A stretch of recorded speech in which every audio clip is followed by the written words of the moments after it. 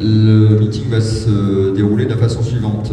Chaque représentant des listes va se présenter et présenter le programme. D'accord? 5 minutes, pas plus, parce que sinon, 1, 2, 3, 4, oui, on en a pour la nuit. Non, je plaisante. Donc, dans les grandes lignes, ce que chaque liste propose pour les européennes, on pourra même poser des questions après, une fois qu'elles se seront présentées au niveau même de l'Europe et de la France, parce qu'il y a un effet de causalité entre les deux. N'hésitez pas à poser des questions, on est là pour ça. Ils vous mangeront pas, enfin je pense pas. Hein? Non, je pense pas.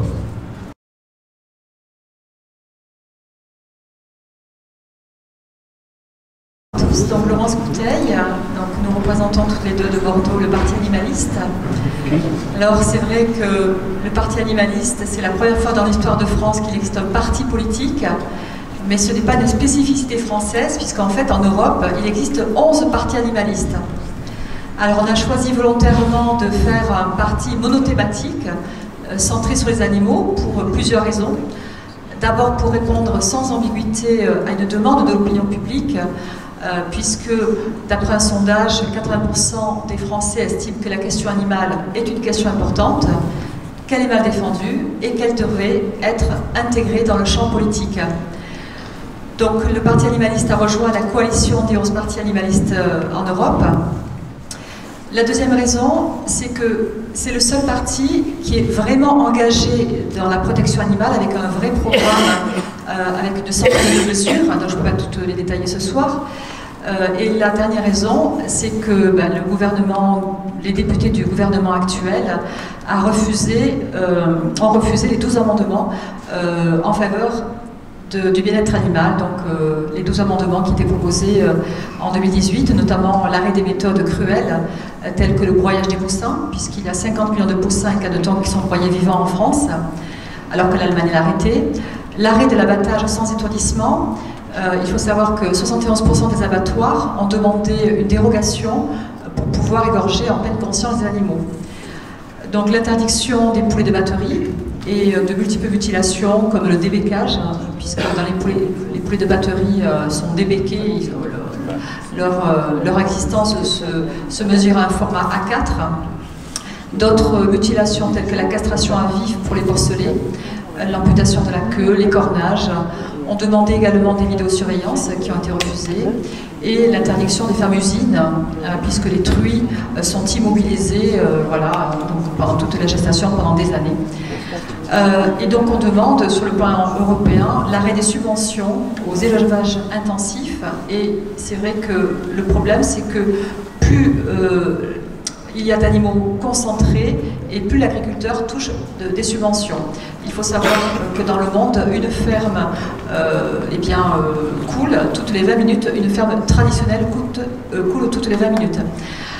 Donc c'est vrai qu'on est sur une corde sensible sur le plan de l'enjeu éthique, mais il ne faut pas oublier les enjeux économiques qui sont très importants, puisque l'élevage, c'est un gouffre financier pour nos impôts, transformés en subventions. Si l'élevage n'était pas subventionné par la PAC, eh bien un simple hamburger coûterait 30 €. Et pourtant la moitié des agriculteurs touchent 300 € par mois, sans compter les suicides, un suicide tous les 2 jours. Donc comme ils disent, en fait, on nourrit le monde mais on crève de faim. Donc nous on veut réorienter ces subventions justement vers la permaculture, vers une agriculture plus respectueuse du vivant, des animaux et des hommes, plus respectueuse de l'environnement avec tous les pesticides, puisque la France, c'est normal parce que c'est le premier pays d'Europe au niveau agricole, mais c'est le plus gros utilisateur de produits chimiques dans l'agriculture.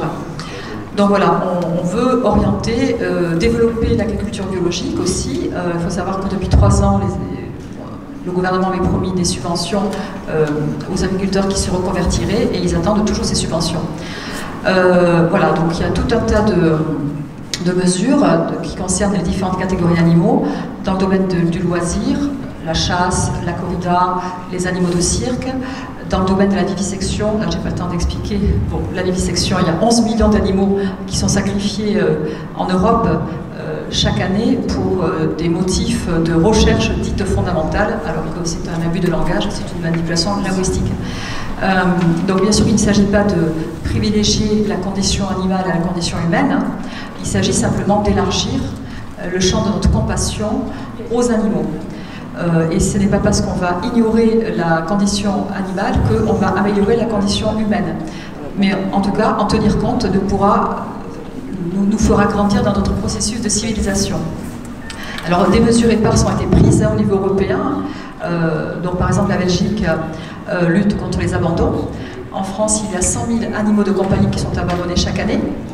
En Norvège, le gouvernement a fait fermer les fermes pour la fabrication de la fourrure.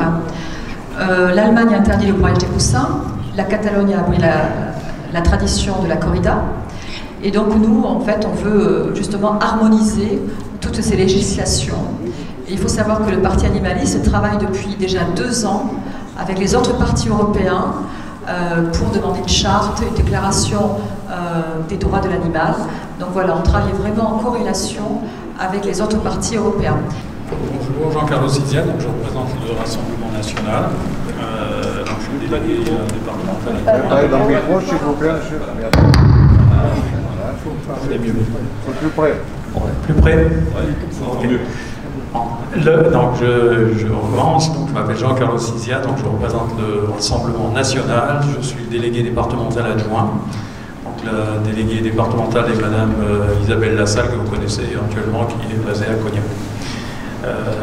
En ce qui nous concerne, la bataille des européennes est évidemment essentielle pour plusieurs aspects, parce qu'elle s'inscrit dans notre combat national. Elle n'est pas en dehors du combat national, mais elle s'inscrit dans ce combat national.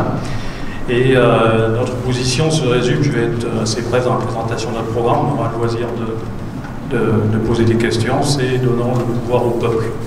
C'est-à-dire qu'en fait, depuis des années, il nous semble qu'il y a une inversion des hiérarchies, c'est-à-dire qu'on fait inversion des hiérarchies dans le sens où on a des législations étrangères qui s'imposent à nous, alors que nous, en tant que peuple, on a voté pour des députés, on a voté pour un gouvernement, et ce gouvernement, il met en place des lois qui, de toute façon, ne sont inopérantes face aux diktats de la Commission européenne en particulier. Donc les thématiques qu'on lève, évidemment, sont celles que vous connaissez, enfin, puisqu'on est, contrairement à d'autres mouvements, on a l'avantage d'apparaître sur les médias, même si on ne les accueille pas volontairement. C'est pour ça que je vous remercie de nous accueillir ce soir. Donc on porte évidemment sur l'aspect, ceux qui sont intéressés vont voir des petites brochures, mais sur l'aspect évidemment de l'espace Schengen, c'est-à-dire qu'il nous paraît complètement aberrant de continuer à prétendre défendre le peuple français, défendre notre mode de vie sans défendre nos frontières. Se pose aussi le problème de l'Europe jusqu'où, c'est-à-dire qu'en fait, les médias aiment bien, ils ont une stratégie de confusion qui est basée essentiellement sur le fait qu'on voudrait nous présenter comme un mouvement anti-européen, alors qu'en fait, ce qu'on aime justement, c'est l'Europe, mais on aime la différence aussi en Europe. Et si vous regardez au fond, ce qui est proposé dans le programme du Rassemblement National, c'est exactement ce qu'ont proposé la majorité des pères fondateurs de l'Europe. C'est-à-dire qu'on fait un groupement, une Europe des nations, et non pas un espèce de boulga juridico-technocratique qui nous impose des lois qui ne nous conviennent pas. Donc, contrairement à Macron, dans un débat, je pense qu'effectivement, c'est pas seulement à ceux qui sont à l'estrade de parler, mais à la salle. Je répondrai bien volontiers à toutes vos questions sur tous les sujets. Okay. Bien. Bonsoir à toutes, bonsoir à tous. Flavien Cartier, j'ai 25 ans et je suis candidat sur la liste Envie d'Europe. Je suis aussi ouvrier aux Fonderies du Poitou, donc je ne sais pas si vous connaissez ici en Charente les Fonderies du Poitou, mais c'est dans la Vienne. Et nous avons vécu il y a maintenant un mois en plan social. Donc mon engagement dans cette campagne aux européennes, elle a un double sens parce que j'ai combattu entre autres Renault et le gouvernement Macron depuis 6 mois. Il y a 214 ouvriers qui sont partis, 110 et 114 intérimaires. Donc aujourd'hui sur notre liste Envie d'Europe, une Europe écologique et surtout une Europe sociale. Parce que depuis de trop nombreuses années, l'Europe est devenue libérale. C'est l'Europe des banques pour les banques. Et nous, au jour d'aujourd'hui, nous voulons une Europe sociale. C'est aussi pour ça qu'on propose un SMIC européen, pour que chaque ouvrier en Europe touche à peu près le même salaire et les mêmes droits sociaux. Parce que si les usines françaises délocalisent ailleurs en Europe, c'est aussi à cause du coût du travail dans d'autres pays européens. Donc si les ouvriers, par exemple en Bulgarie, où est-ce qu'ils touchent que 280 € par mois, s'ils venaient qu'à toucher un salaire beaucoup plus haut, ça veut dire que eux gagneraient plus, mais aussi que nos entreprises françaises ne partiront plus dans l'Europe de l'Est pour fabriquer, comme chez nous, des carters. Parce que si on a perdu, au Vendredi du Poitou, je reprends l'exemple, c'est l'exemple que je connais le mieux, si on a perdu gros des commandes, c'est parce qu'ils sont partis en Slovénie ou en Turquie ou autre. Donc si au bout d'un moment on régularise tout, et ben, il n'y aurait plus de souci là. Aussi, on propose pour les ouvriers une protection pour les salariés en conséquence de la crise économique grâce à un bouclier emploi. Donc je vous explique, c'est si l'entreprise a une baisse de commandes, comme ce qui s'est passé chez nous, au lieu de faire un plan social, on baisse le temps de travail des ouvriers qui sont payés à 90% de leur salaire, sauf que c'est l'État qui paie le reste du salaire, et dès que l'entreprise retrouve des commandes, on repart. Ça a été créé au Canada, et ça existe aussi en Allemagne. Notre modèle est sans cesse l'Allemagne pour les mauvaises choses, mais ce serait bien qu'on prenne l'Allemagne comme modèle pour les bonnes choses aussi. Nous voulons écologiquement taxer le kérosène, parce que c'est bien joli de taxer nous simples ouvriers, pour aller travailler. Tous les jours, on a besoin de notre voiture pour aller travailler. Mais ceux qui prennent l'avion, à 90%, c'est pas pour le travail, c'est pour partir en vacances. Donc, il faut taxer le kérosène. Nous voulons aussi, au niveau social, un congé parental paritaire. Pourquoi ce serait toujours la femme qui devrait prendre le congé parental? Il faut que ce soit aussi l'homme qui puisse le prendre. Un congé parental de 8 mois minimum. Nous sommes aussi, au niveau écologiquement, nous sommes pour la sortie totale du glyphosate partout en Europe. Parce que ça a été reconnu que c'est un vrai danger. Et sur notre liste, j'ai un colistier qui s'appelle Éric Andrieux, qui se bat depuis 5 ans contre Monsanto. Il les emmène en procès sans cesse. Et au jour d'aujourd'hui, il reçoit des menaces de mort tous les jours. Donc cela doit stopper. Bon, je pense que je suis un peu trop long, donc je répondrai à votre question volontiers tout à l'heure. Merci. Bonsoir à vous tous, merci d'être là. Donc, René Pilato, animateur d'un groupe d'action à la France Insoumise, et je vais essayer de vous présenter brièvement notre programme. Donc, tout d'abord, l'Europe telle qu'on l'a rêvée, il y a quelques dizaines d'années, elle est morte. L'Union européenne n'est pas l'Europe que l'on a rêvée. Pour nous, on ne peut pas raconter d'histoire aux gens. Il est impossible de faire du social, il est impossible de faire de l'harmonisation, il est impossible de se battre si on ne sort pas des traités. Donc pour la France Insoumise, c'est clair. Le plan A, c'est une renégociation des traités. Et ça va être difficile à 27, mais on va essayer. Le plan B, si on n'y arrive pas, on désobéit. Clairement, on n'accepte plus les carcans budgétaires, les carcans sociaux, le dumping et la compétition des peuples les uns contre les autres. Pour ça, on va vous présenter, rapidement, je vais vous présenter 5 axes de travail. Donc, faire respecter la souveraineté des peuples. Nous voulons effectivement que chaque pays, et notamment la France, décide elle-même de ce qui est bon pour elle. Ensuite, nous voulons effectivement un écosystème qui nous permette de vivre. La survie de l'humanité ne peut plus attendre. Donc nous sommes en fait pour une planification écologique. Quand on dit planification, on parle d'un plan. C'est-à-dire qu'on va penser à toutes les infrastructures, on va penser à tous les réseaux, on va penser à toute la consommation locale, on va penser globalement les choses. Le troisième axe, c'est mettre au pas la finance, c'est-à-dire qu'on veut en finir avec effectivement ce que je vous disais tout à l'heure, Le dumping social. On a quand même des Roumains qui viennent travailler chez nous et des Ukrainiens qui vont travailler en Roumanie. Je ne pense pas que les gens soient heureux, effectivement, de se déplacer. Eh ben, on va au moins 10 ans, on va au moins cher. Et à chaque fois, effectivement, c'est une souffrance pour la population qui doit se déplacer, c'est une souffrance pour celle qui reçoit, et effectivement, il faut harmoniser tout ça vers le haut. Le quatrième axe, c'est construire la paix et les coopérations. Nous ne voulons pas une Europe de la guerre, nous ne voulons pas d'armée européenne, nous voulons sortir de l'OTAN et décider nous-mêmes de ce qui est bon pour la France. Donc en cela, nous disons clairement les choses, pas question de partager notre siège à l'ONU avec Madame Merkel et pas question de suivre les États-Unis va-t-en guerre. Enfin, le cinquième axe, c'est face aux réactionnaires, étendre les droits et les libertés. Pas question de travailler avec la Pologne qui va bientôt nous dire que les femmes ne peuvent plus avorter. On a quand même ici des choses qui effectivement sont très étonnantes.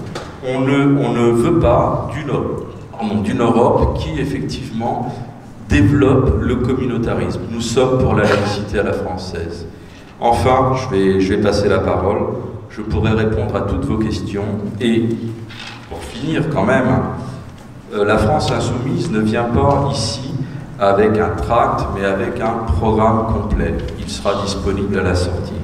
La France insoumise, c'est pas seulement des slogans, mais c'est également des propositions concrètes. Enfin, on ne raconte pas d'histoire aux gens. Tous ceux qui vous disent, tout ce qu'ils vous disent, s'ils ne sortent pas des traités, vous mentent. Soyez-en sûrs, les traités ne permettent pas tout ce qui vous est raconté. Ce n'est pas possible. Merci. Bonsoir. Merci donc de cette initiative pour donner la parole justement à, comme nous, des petites listes. Donc je suis Michel Cagnot et je suis du Parti des citoyens européens. Alors je suis rochelais, je suis breton, je suis alsacien, je suis italien, je suis parisien et je suis européen. Alors cette Europe, finalement, le Parti des citoyens européens, bien sûr, la défend. Et encore une fois, ce parti, ce sont des citoyens. Donc comme vous, moi personnellement, je ne suis pas encarté. J'ai décidé de me lancer dans cette aventure en étant candidat sur cette liste parce que je pense que l'Europe a un avenir, mais pas forcément l'Europe telle qu'elle est aujourd'hui. Pourquoi? Parce que l'Europe, c'est une construction permanente. Elle n'est pas finie. Donc effectivement, il faut contribuer à la faire avancer. Et en fait, quand on regarde l'histoire, elle existait déjà, l'Europe. Elle a existé sous Charlemagne. Elle faisait 1 million, elle faisait pratiquement le tiers de celle qui existe aujourd'hui. Il faut savoir que l'Allemagne et la France étaient peu ou prou dans le même ensemble. Et puis il y a eu le traité de Verdun en 1843 qui a fait tout éclater, qui a amorcé cette division des peuples européens. Après, il y a eu chaque fois un désir de la reconstituer, cette Europe. Ça a été l'Europe des monarchies. Bon, c'était pas ce qu'il y avait de mieux pour les peuples. Mais il y a eu une tentative, il y a eu une Europe des peuples à un moment. En 1848, il y a eu le printemps des peuples. C'est-à-dire que dans les différentes monarchies, il y a les peuples se sont soulevés, justement, pratiquement simultanément dans tous les pays d'Europe pour faire changer cela. Puis après, on a eu l'Europe des nations qui nous ont conduits à 2 guerres mondiales. Pourquoi? C'est très simple, parce qu'une nation, on est fier d'être dans une nation, hein, mais seulement on a tendance à penser que moi d'abord et les autres après. Donc je veux dire, si chacun dans sa nation raisonne moi d'abord, forcément on va au conflit. C'est pour ça que nous disons que cette Europe, il faut continuer à la fabriquer ensemble. Et il y a plusieurs possibilités. Il y a une possibilité justement de faire donner un prolongement à l'Union européenne, c'est-à-dire que les peuples qui voudront aller plus loin puissent se rassembler pour aller vers une république européenne. Alors, on pourra développer plus dans le terme de cette république. Il faut savoir que l'Europe, bien sûr, elle doit être sociale, ça doit être une Europe sociale qui protège, elle doit bien sûr prendre en main le défi du réchauffement climatique. Elle doit bien sûr aussi valoriser la citoyenneté et la culture européenne. Là aussi, l'Europe, souvent on dit on est des peuples, on n'a rien à voir les uns avec les autres. Bon, Beethoven, Balzac, tout ça, ils appartiennent à tout le monde, à tous les Européens, et même au-delà. Enfin, effectivement, si nous voulons bien une Europe puissante, ce n'est pas une Europe pour faire la guerre, mais une diplomatie pacifique. C'est-à-dire que l'Europe a un rôle à jouer de façon à être un exemple de paix. Il faut reconnaître que dans un monde de brut où nous sommes actuellement, l'Europe, avec ses défauts, est quand même un oasis de paix et de tranquillité. Et donc, tout cela, plus il y aura de politique intégrée, plus on pourra aller vers une République européenne. L'intérêt des politiques intégrées, on dit souvent, on donne de l'argent à l'Europe, on reçoit moins que ce que l'on donne, c'est-à-dire qu'on est contributeur net. Eh bien, justement, l'Europe, après, c'est pour faire des économies d'échelle. C'est-à-dire, peut-être que là, effectivement, avec cette soustraction, on va recevoir moins, mais on va faire des économies d'échelle. Donc voilà. Et enfin, je voulais dire qu'il y a aussi quelque chose qui nous est cher, c'est au niveau, dans le réchauffement climatique, je prendrai un exemple, c'est le ferroviaire. Le ferroviaire, nous, on s'appuie dessus. On a vu dans quel état lamentable est notre réseau ferroviaire. Après des décennies d'abandon, on voit, vous êtes à Angoulême pour aller à Limoges, maintenant c'est plus possible. Eh bien, nous avons un projet qui s'appelle la Via Atlantica pour relier toute la façade atlantique européenne à Lyon sans passer par Paris. Alors, entre parenthèses, ça passera à Angoulême. Hein. Et ça permettrait aussi de revivifier tout le transport ferroviaire, le réseau classique qui aujourd'hui est laissé à l'abandon. Il faut savoir que la région Nouvelle-Aquitaine soutient ce projet très fortement et donc il faut que nous puissions, c'est le genre de projet qui ne peuvent voir le jour, de par le montant des investissements, que si l'Europe est derrière. Et donc, il faut nous nous battons pour qu'effectivement il y ait un réseau européen, puisqu'aujourd'hui on voit très bien que par exemple il y a le Lyon-Turin, il arrive dans un cul-de-sac et qu'il a vocation à continuer sur la façade atlantique de façon à desservir notre territoire. Voilà, bah, écoutez, j'en ai déjà assez dit et puis on continuera par le jeu des questions. Bonjour messieurs, dames, j'ai pas eu l'occasion d'écouter les personnes d'avant parce qu'en fait je suis arrivé un petit peu en retard, je vous prie de m'en excuser. Alors l'Union populaire républicaine, c'est l'union du peuple pour rétablir la démocratie.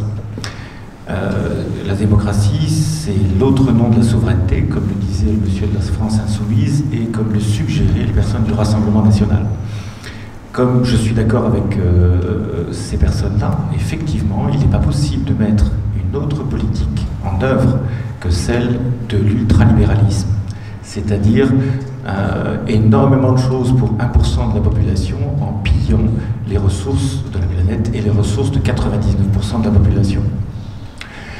La seule grande différence qu'il pourrait y avoir, parce que je ne vais pas vous redire ce qu'ils vous ont dit, hein, je pense que répéter c'est pas forcément très intéressant. La seule chose qu'il est important de savoir, c'est que si on a une vision à gauche de la politique, et si on a une vision à droite, on se coupe de la moitié de la population. Il est important, à mon avis, à notre avis, de rassembler les Français de droite, de gauche et du centre sur le critère fondamental qui est retrouver notre souveraineté populaire. Et comme le disait monsieur de la France insoumise, je suis tout à fait d'accord avec lui, il est totalement impossible de le faire dans le cadre des traités européens.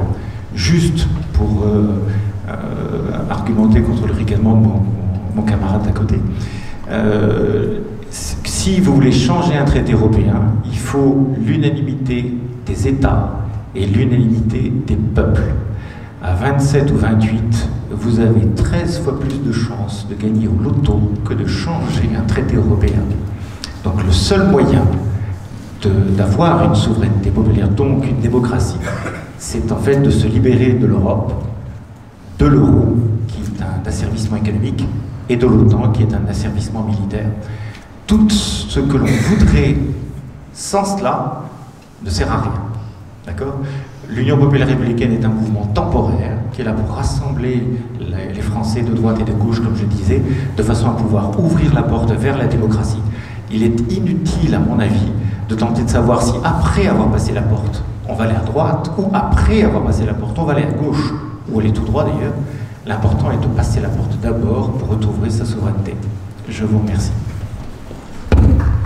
Bien. Merci bien.